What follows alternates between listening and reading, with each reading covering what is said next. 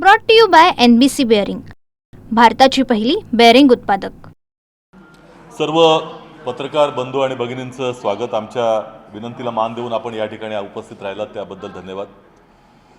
आपल्याला माहिती आहे की मुंबई काँग्रेसतर्फे मुंबई महानगरपालिकेच्या भ्रष्टाचाराच्या संदर्भामध्ये सातत्यानं आम्ही आवाज उचलत आहोत।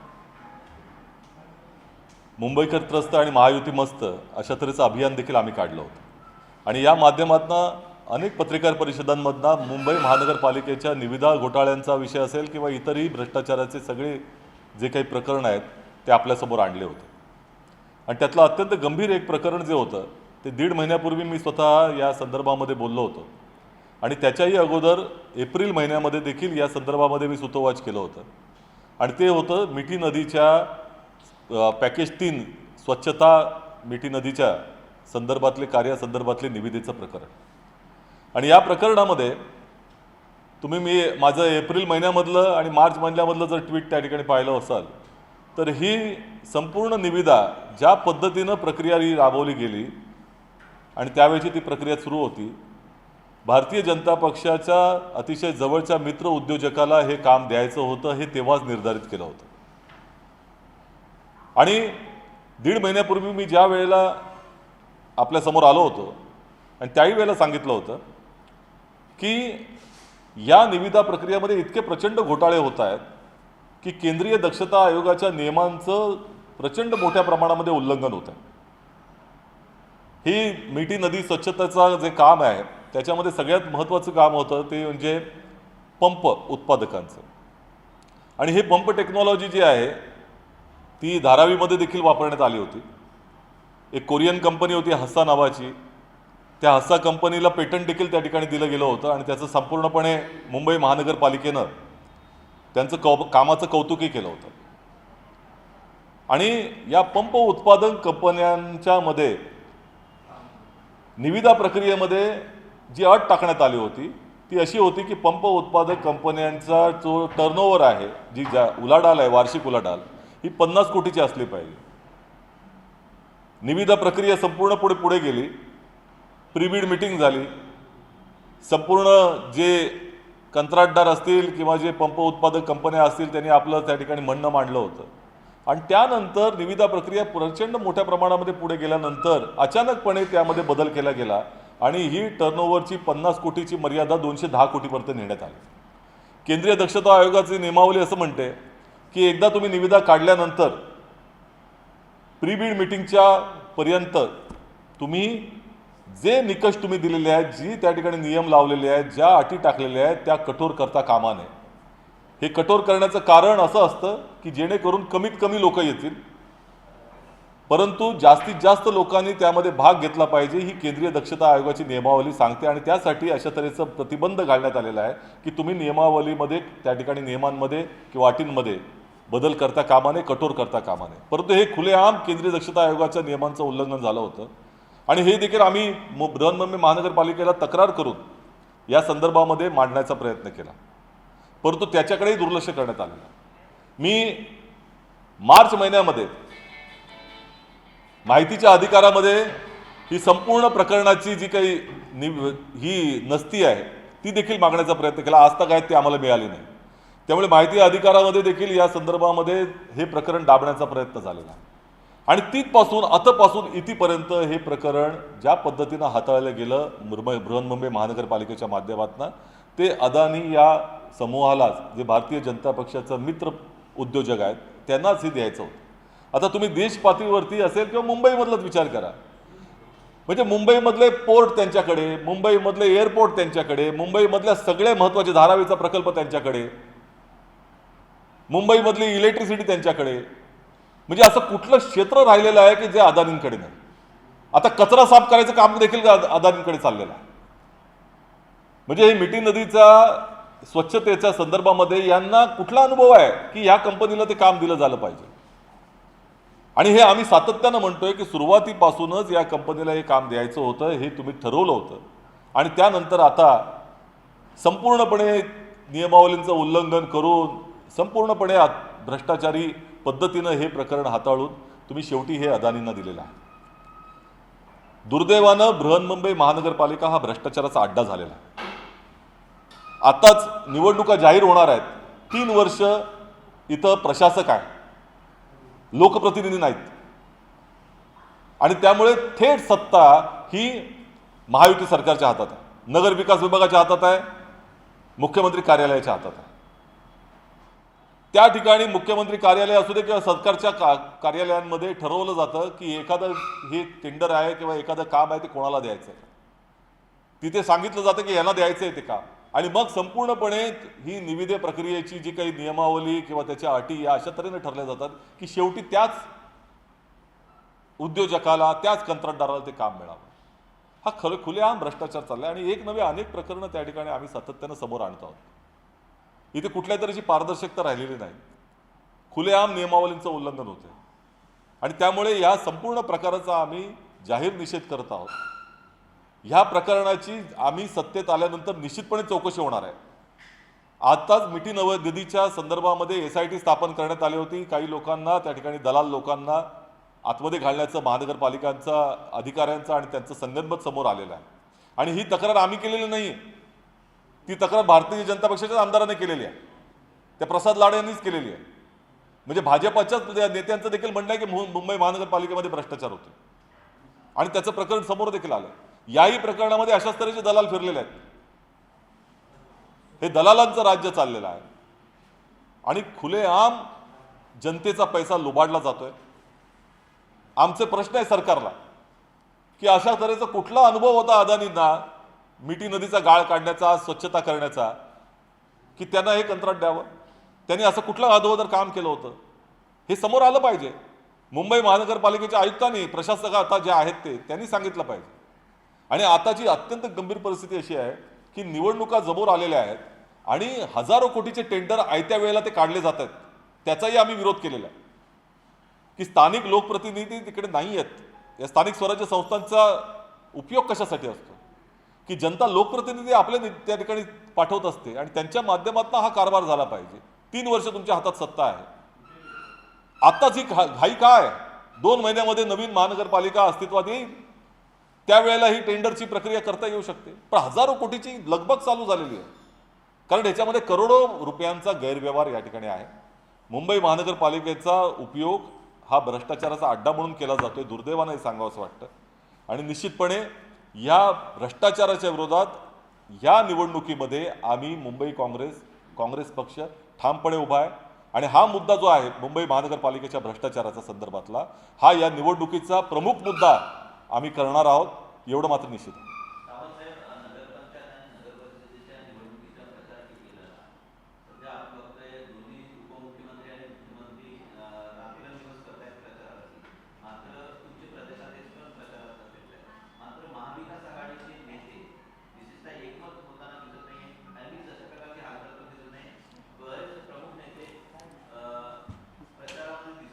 असं आहे की या स्थानिक स्वराज्य संस्थांच्या निवडणुका आहेत.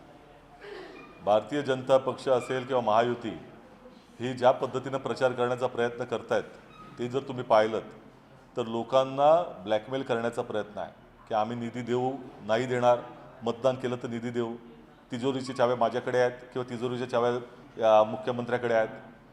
ही काही प्रचाराचा मुद्दा असू शकत नाही. राहिला महाविकास आघाडीच्या संदर्भामध्ये असेल किंवा आम्हीचे काही जे मित्रपक्ष आहेत, आम्ही पहिल्या सुरुवातीलाच हे स्पष्ट केलेलं आहे की या स्थानिक स्वराज्य संस्थांची जी काही समीकरणं समजा आघाडी करायची असतील ते इंडिया आघाडीच्या सदस्यांशी करावी, आणि त्यानुसार अनेक ठिकाणी वेगवेगळी समीकरणं देखील झालेली आहेत. प्रश्न एवढाच आहे की आम्ही ह्या निवडणुकांची जबाबदारी आमच्या स्थानिक नेत्यांवरती, त्या जिल्ह्याच्या नेत्यांवरती दिलेली आहे, आणि त्यानुसार त्या जिल्ह्यांमध्ये सगळे नेते हे लागलेले आहेत कामाला. पण तुम्ही हर्षवर्धन सपकाळजींचं नाव घेतलं, त्यांच्या भाषणांनी आता ज्या पद्धतीनं भारतीय जनता पक्षाला पोटदुखी होते याचा अर्थ प्रचार जोरात चालू आहे हे निश्चित आहे. आणि त्यामुळे काँग्रेस पक्षाच्या वतीनं सांगायचं झालं तर काँग्रेस पक्षाचा प्रचार हा संपूर्ण महाराष्ट्रामध्ये सुरू आहे.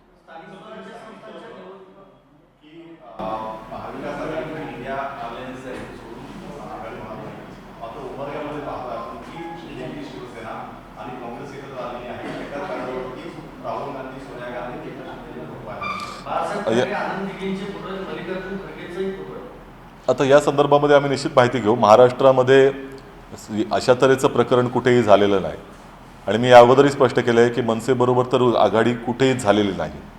आता राहता राहिला हा मुद्द्याच्या वरती निश्चितपणे आम्ही त्याची माहिती घेऊ कशा पद्धतीने झाले. स्थानिक पातळीवरती नगरपंचायत, परिषदा किंवा नगरपालिका या स्तरावरती अनेक ठिकाणी आम्ही निर्देश दिले जरी असले तरी देखील काही ठिकाणी ते संपूर्णपणे सांभाळणं हे प्रत्येक पक्षाला कठीण होत असतं. मुख्यमंत्री होते त्यावेळेला तुमच्याबरोबर त्यांनी महाविकास आघाडी स्थापन करून ते सत्तेवर होते. त्यावेळेला एकनाथ शिंदे यांनी टीका केलेली होती आणि त्यांनी सुरत, गुवाहाटी, गोव्याचा दौरा केला होता बंड करून. तोच मुद्दा अंबादास दानवे यांनी उपस्थित केलेला आहे. काँग्रेस त्यावेळेला नको होते आणि आता कशी नाही, या संदर्भामध्ये माहिती निश्चितपणे घेतली जाईल आणि त्याच्यानंतरच आपण बोलणं उचित ठरेल.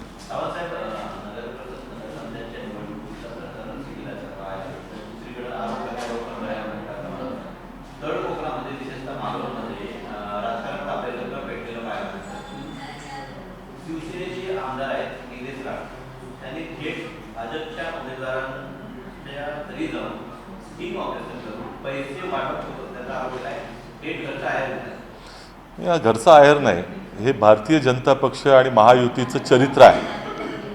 आज दुसराही आरोप झालेला आहे की भाजपचे आमदार जे आणि त्यांनी शिवसेनेच्या आमदार संतोष बांगर यांच्यावरती आरोप केलेला आहे. 50 कोटी रुपये घेतले असं थेट त्यांनीच म्हटलेलं आहे. त्यामुळे हे जे काही खोके सरकार आहे, आम्ही जे पण बोलत होतो की पैशाच्या आमिष दाखवूनच हे महाविकास आघाडीचं सरकार फोडलं गेलं होतं, अनेकांना दिले गेले होते असं आता आम्ही म्हणत नाहीत, भारतीय जनता पक्षाचे आमदारच म्हणतात.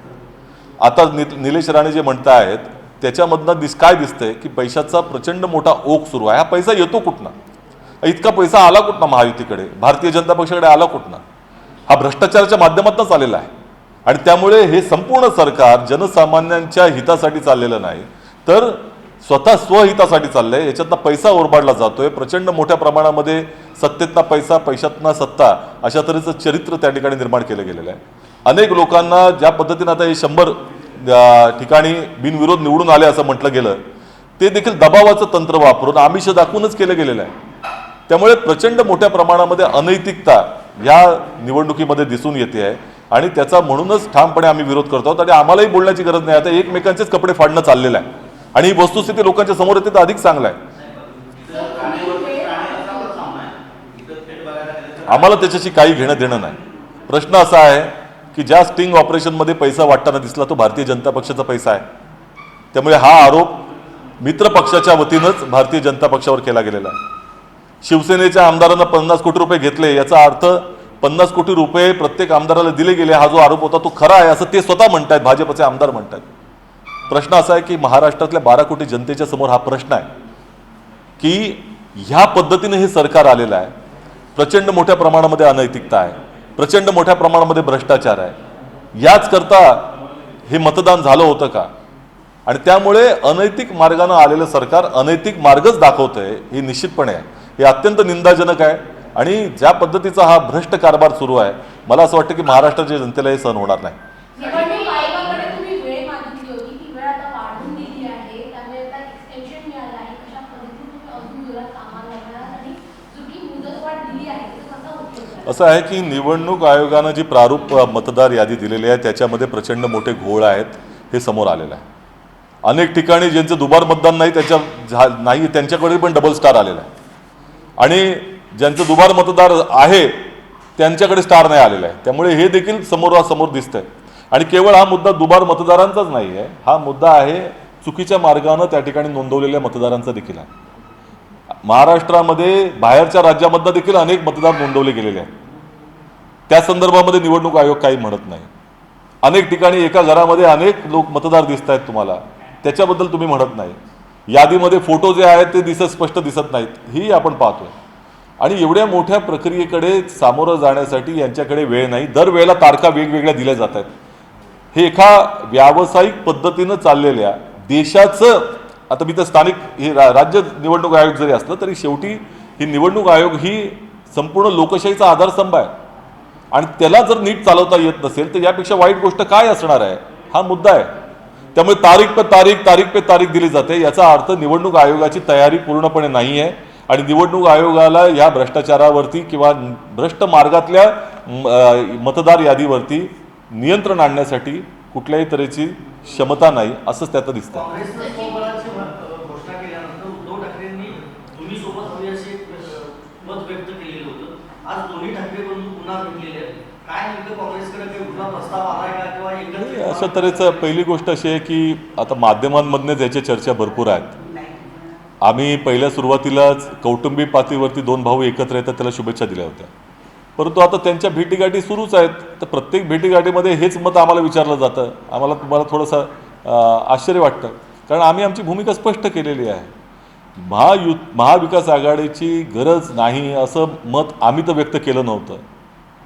त्यामुळे जुलै महिन्यामध्ये ज्या पद्धतीचं मत आलं होतं, संजय राऊतजी स्वतः म्हणाले होते, त्यानंतर 4 महिने कुठल्याही तऱ्हेची चर्चा की आम्ही अशा तऱ्हेचं पाऊल उचलतो आहोत, आम्ही एकत्र जाण्याचा प्रयत्न करत आहोत, तुमची भूमिका काय आहे हे विचारणं आम्हाला अभिप्रेत होतं, पण ते विचारलं गेलेलं नाही.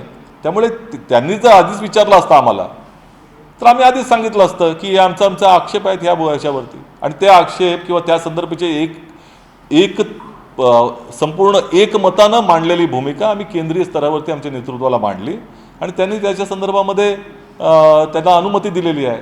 आणि त्यामुळे आमची काँग्रेस पक्षाची भूमिका स्पष्ट केलेली आहे. आता त्याच्यामध्ये बदल करण्याचा अधिकार ना आम्हाला आहे. तर केंद्रीय नेतृत्वाच्याकडे कोण चर्चा करत असेल त्यांनी करावी. सावंतजी, मनसेसोबत आम्ही वैचारिक मतभेद असल्याने जाऊ शकत नाही असं काँग्रेसचं म्हणणं आहे. मात्र एकीकडे मनसेवर आक्षेप असताना दुसरीकडे आपण बघतोय की शिंदेसोबत मात्र आपल्या वरिष्ठ नेत्यांचे जेव्हा फोटो झळकतात तेव्हा मग ती नैतिकता कुठे जाते असा सवाल होतो. मी स्वतः स्पष्ट केलेलं आहे आत्ताच की या संदर्भामध्ये माहिती घेतली जाईल की कशा पद्धतीनं असं चित्र रंगवण्यात आलेलं आहे आणि त्यानुसार पुढची काही पावलं असतील ते प्रदेशाध्यक्ष यानुसार त्या ठिकाणी भूमिका मांडतील.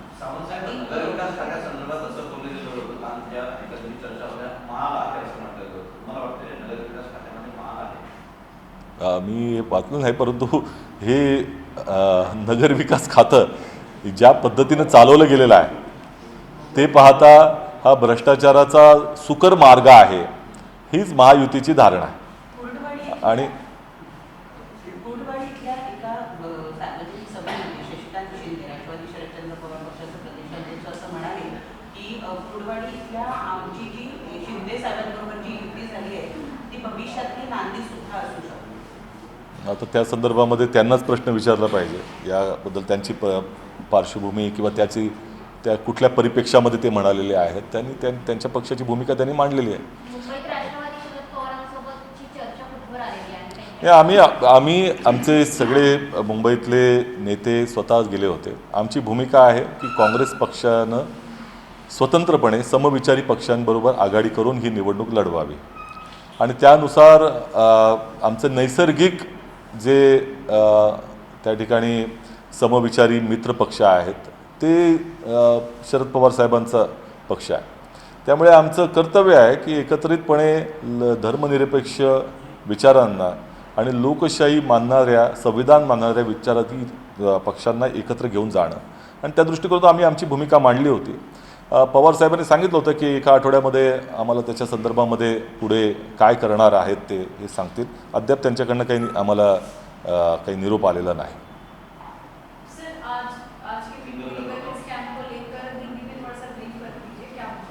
देखिए, मुंबई महानगर का अड्डा बन चुका है और इसके बारे में लगातार हम ये मुंबई कांग्रेस की तरफ से ये इसका जो चाल चरित्र है मुंबई महानगर पालिका का जनता के सामने लेके जाने का प्रयास कर रहे हैं और मुंबई कर त्रस्त और महायुति मस्त इस अभियान के अंतर्गत बहुत सारे जो निविदा घोटाले हैं उनको उजागर करने का काम हमने किया और जिस तरह से ये 3 साल तक मुंबई महानगर पालिका के ऊपर चुनाव नहीं हुए और इसी वजह से पूरी तरह से प्रशासक के माध्यम से सरकार का पूरी कंट्रोल है, नियंत्रण है और ये निविदा प्रक्रिया हजारों करोड़ की निविदा दी जाती है, करोड़ों के काम किए जाते हैं और इसमें भ्रष्टाचार हो रहा है, ये लगातार हम कह रहे हैं. महायुति सरकार के मंत्रालय में ये निर्धारित किया जाता है कि किस ठेकेदार को ये काम देना है और उसके बाद में पूरी निविदा की जो प्रक्रिया है, जो टेंडर प्रोसेस है, वो उस तरह से तैयार की जाती है, उसमें उस तरह की कंडीशन डाली जाती है कि उसी कॉन्ट्रैक्टर को मिले और जो मीठी नदी के स्वच्छ करने का काम था, मीठी पैकेज 3, इसमें मार्च महीने से हमने आवाज़ उठाई है और पहले ही कहा था कि ये आपको जो भारतीय जनता पार्टी के सबसे करीबी मित्र उद्योजक है उनको ये टेंडर देना है, काम देना है 1700 करोड़ का। जहां उस वक्त में हमने आरटीआई में बहुत सारी जानकारी मांगी थी, उसके फाइल भी मांगी थी, हमको दी नहीं गई। इसके ऊपर पूरी तरह से दबाव था इस पूरे अधिकारियों के ऊपर, ये भी स्पष्ट था। और 1.5 महीने पहले मैंने स्वयं आपके सामने आकर इसके बारे में कहा था कि इसमें सीबीसी गाइडलाइन जो है, केंद्रीय दक्षता आयोग की जो मार्गदर्शक तत्व हैं, उनका भी उल्लंघन हुआ है। कोई भी निविदा प्रक्रिया अगर जारी करने के बाद उसकी जो नियम है या उसके जो कंडीशंस है उसमें बदलाव लाया नहीं जा सकता, ये केंद्रीय दक्षता आयोग कहता है। लेकिन यहां खुलेआम इसका उल्लंघन किया था। पहले तो पंप उत्पादक कंपनियां हैं, मैन्युफैक्चरिंग कंपनीज है, ये उसका अहम हिस्सा है, ये मीठी नदी स्वच्छता का। उसकी जो टर्नओवर की मर्यादा उसमें डाली गई थी, उसकी जो कंडीशन डाली गई थी निविदा में, वो 50 करोड़ की थी। 2 महीने के बाद इसको बदलकर 210 करोड़ किया गया। ये पूरी तरह से केंद्रीय दक्षता आयोग के जो नियमावली है उसका उल्लंघन था।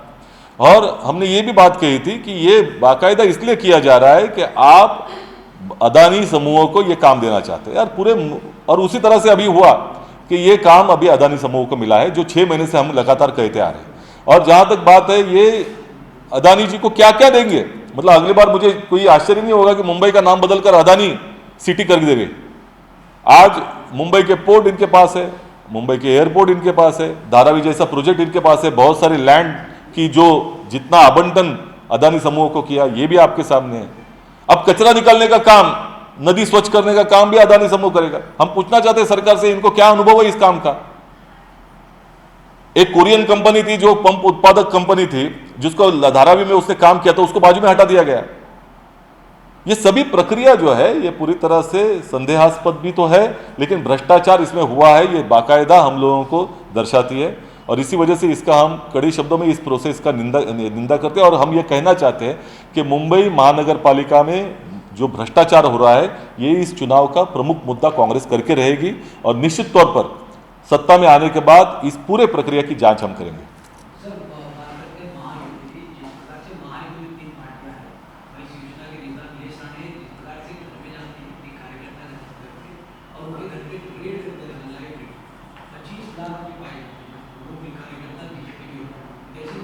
देखिए, जिस तरह से भारतीय जनता पार्टी लोकतंत्र की धज्जियां उड़ा रहा है, ये आपके सामने आ रहा है, जनता के सामने जा रहा है।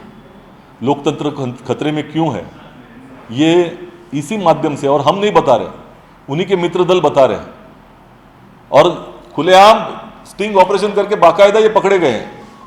करोड़ों रुपया उसमें जा रहा है चुनाव में, सत्ता के मार्ग से पैसा लाना, पैसा का उपयोग करके सत्ता लाना। यही भारतीय जनता पार्टी की नीति है, यही उनका चरित्र है, यही उनका विचार है। और दूसरी ओर अभी और एक जो भारतीय जनता पार्टी के एक एमएलए ने आरोप किया है कि जो एकनाथ शिंदे गुट के जो एक एमएलए हैं, उन्होंने 50 करोड़ रुपए लिया है और सत्ता जो परिवर्तन महाविकास आघाड़ी की सरकार गिराई गई उसमें उन्होंने योगदान दिया। तो हमने जो आरोप किया था कि ये करोड़ों रुपया खर्चा होकर 50 करोड़, खोके सरकार जो नाम दिया था, हर एक एमएलए को 50 करोड़ रुपया दिया था। अब ये हम नहीं कह रहे, भारतीय जनता पार्टी के एमएलए ही कह रहे हैं। तो ये महाराष्ट्र में क्या चल रहा है, लोकतंत्र पूरे तरह से निचले पायदान पर आ चुका है। भारतीय जनता पार्टी का भ्रष्ट चेहरा सबके सामने आ चुका है। और ये जनता का पैसा है जो पूरी तरह से लूटा जा रहा है और उसी का उपयोग कर रहे हैं इस चुनाव में। तो इसकी कड़े शब्दों में निंदा होनी चाहिए और मैं समझता हूं कि महाराष्ट्र की जनता कदापि बर्दाश्त नहीं करेगी इसको।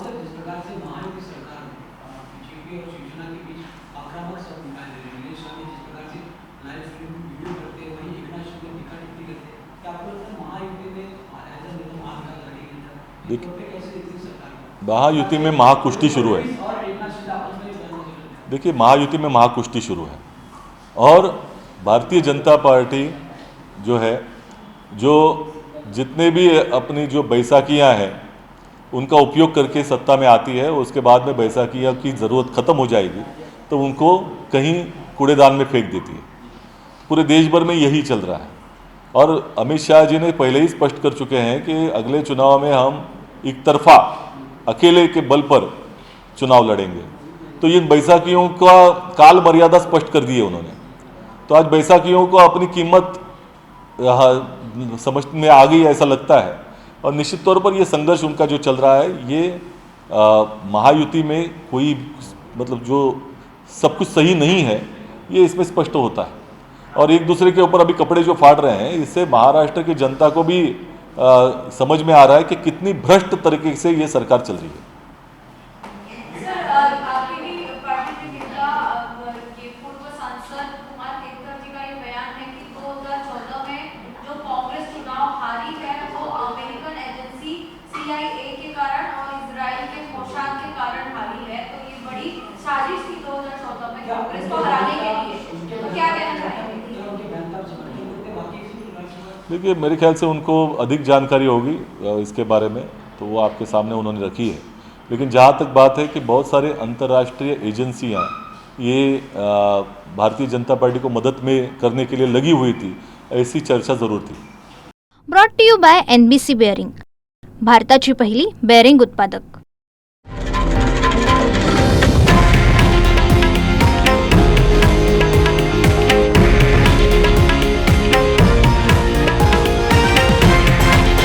हे आहे देशातील नंबर 1 न्यूज नेटवर्क आणि आपण पाहत आहात TV9 मराठी, एकमेव।